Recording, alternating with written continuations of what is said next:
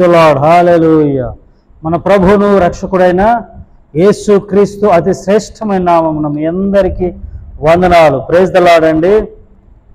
దేవునికి మహిమ కలుగునుగాక. మరి ఈరోజు గురువారం కదండి, గురువారం. ఈ గురువారం మరి దేవుడు మనకు దానముగా బహుమానంగా అనుగ్రహించాడు.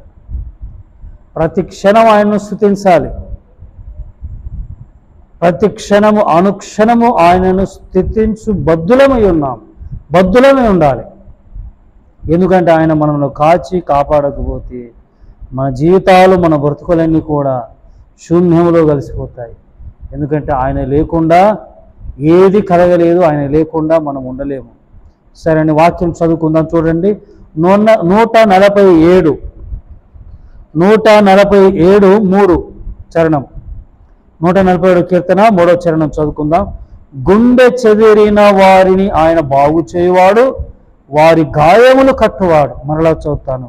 గుండె చెదిరిన వారిని ఆయన బాగు చేయువాడు, వారి గాయములు కట్టువాడు. ఆదికాండము 26వ అధ్యాయానికి వెళ్ళేసరికి అక్కడ ఇస్సాకు ఏంటండి, ఇస్సాకు కనబడతాడు. మరి అబ్రహాం కాలంలో వచ్చిన కరువు కాక ఇంకొక కరువు వచ్చింది, భయంకరమైన కరువు వచ్చింది. కరువు వచ్చినప్పుడు ఆ దేశమును విడిచిపెట్టి ఎక్కడ పోయాడు? అబ్రహాము దినంలో వచ్చిన మొదటి కరువు కాక మరొక కరువు ఆ దేశంలో వచ్చిన.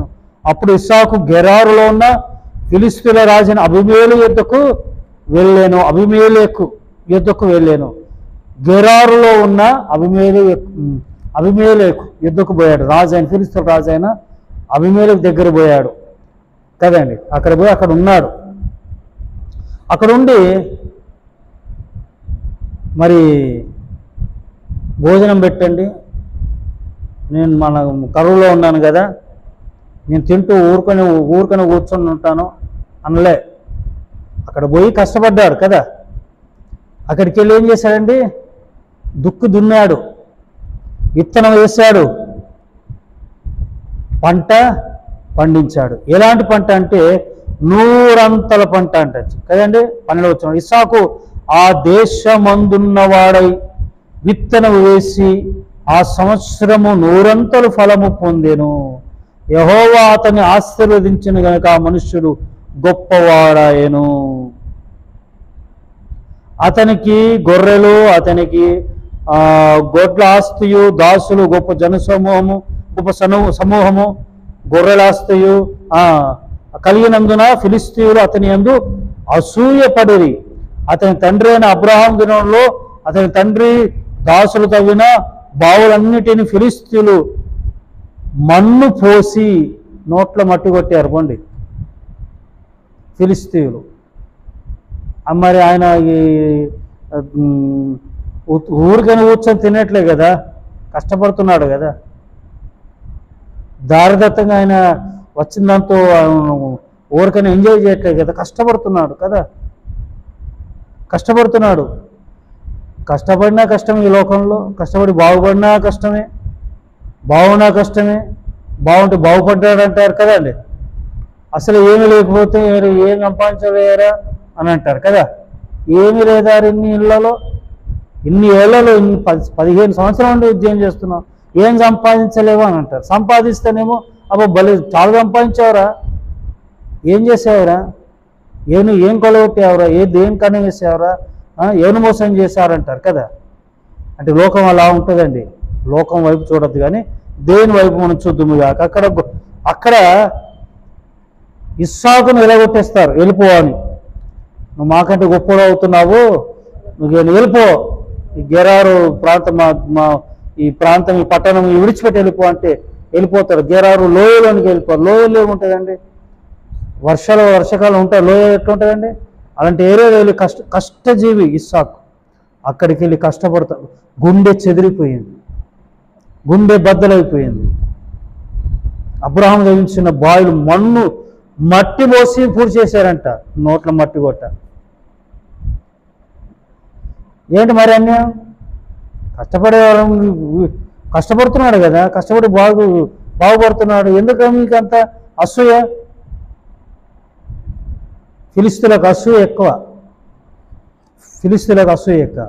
గుండె జరిపోయింది, ఎలగొడితే వెళ్ళిపోయాడు. సరే మా ఊరు కాదు కదా, ఏదో బ్రతుకు దేవుడి కొరకు వచ్చాను, కరువు వచ్చిందని ఏదో ఇక్కడికి వచ్చాను, కష్టపడి మా రాజు మీద ఆధారపడలేదు, ఎవరి మీద ఆధారపడట్లేదు, నాకు కష్టం, రోజు నాకు భోజనం పెట్టండి, నేను కరువులో ఉన్నాను, ఊరికైనా తింటూ వాళ్ళ బలాదురులు తిరుగుతాను అనలే. కష్టజీవి ఇస్సాకు. కష్టపడే వారిని దేవుడు ఖచ్చితంగా ఆశీర్వదిస్తాడు, 100 అంతల దీవెనలు దేవుడు ఇస్తాడు. కష్టపడే సోమరులను దేవుడు ఆశీర్వదించాడు. మరి ఇస్సాకు గుండె చెదిరిపోయింది, వెళ్ళిపో అంటున్నాడు అభిమేలకు, అక్కడ ఉన్న ప్రజలు వెళ్ళిపోయారు. వెళ్ళిపోతే ఎక్కడ లోయలో ఉన్నాడు, లోయలో గుండె చెదిరిపోయి ఆ లోయలో ఉంటున్నాడు. స్తోత్రం చెప్పండి, హల్లెలూయ. మరలా అక్కడ కష్టపడి బాగుపడతా ఉంటే వీళ్ళు వచ్చారు. ఇది అక్కడ అంటారు, ఆ మాట చదివి నేను ముగిస్తానండి. చూడండి వాళ్ళు అంటున్న మాటలు. వాళ్ళు వచ్చి ఏమంటున్నారు, ఇప్పుడు నీవు యెహోవా ఆశీర్వాదము పొందిన వాడివనిరి. అతడు వారికి విందు చేయగా వారు అన్నపానములు పుచ్చుకొనిరి. దేవునికి ఆ నైట్ అక్కడే గడిపారు. ఏంటండి, ఆ నైట్ అక్కడే దేవుడు అన్యులు అంటున్నారు, యెహోవా ఆశీర్వాదము పొందినవాడు, ఇక్కడికి వచ్చిన నువ్వు బాగుపడ్డా, నీ కష్టాజితంలో దేవుడు ఆశీర్వదించాడు, దేవునికి తోడుగా ఉన్నాడని. గుండె చెదిరిన వారిని బాగు చేసే దేవుడు. కాబట్టి ఉదయకాలంలో గుండె చెదిరిపోయిన స్థితిలో ఉన్నారా, నా ప్రభు మిమ్మల్ని బాగు చేయునుగాక. ఆమె ప్రార్థన. మహాగణుడా పరిశుద్ధుడైన తండ్రి, గుండె చెదిరిన వారిని బాగు చేయువాడు ఆయనే, గాయములు కట్టువాడు ఆయనే. నేను నీకు స్తోత్రములు. గాయపరచబడ్డాడు ఇస్సాకు.